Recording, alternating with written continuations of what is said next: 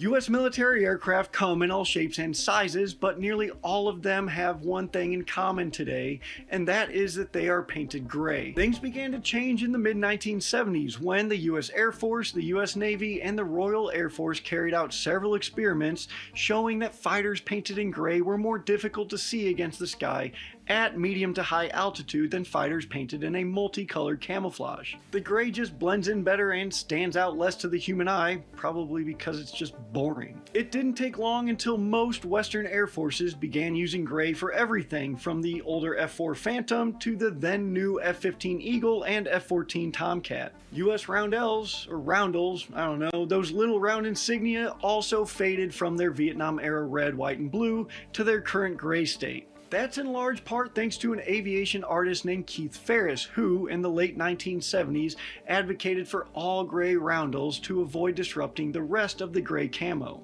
But Keith did not stop there. Other ideas of his included splintered gray counter shading and false canopies or tail shadows on the undersides of aircraft, so that it's harder to tell in a dogfight which direction they're turning or if they're upside down. And yes, those things actually work, according to retired Canadian fighter pilot Major Dan McWilliams, who wrote in 2023 for the Warzone, "Flying against other allied fighters, we sometimes heard them express how our false canopies had fooled them. For sure, a false canopy cannot help against a missile or gunfire, but it was another tool in our arsenal when we needed it most: close combat." As one Strike Eagle fighter pilot put in his 2019 research paper at Air University, even the F-22, considered by many to be the best airplane killing machine in the world, regularly finds itself in close-range air-to-air combat, better known as dogfights, with one or more enemies at large-scale war games. These dogfights are often described as knife fights in a phone booth where any edge could prove decisive. At the speed modern fighters travel, a half-second's pause caused by a sneaky paint scheme can provide thousands more feet to get into a better position. Even with all this science and logic behind boring gray paint, one of the US's likely adversaries isn't ditching paint anytime soon. Russian aircraft such as the Su-57 and Su-35 sport some of the loudest paint schemes around,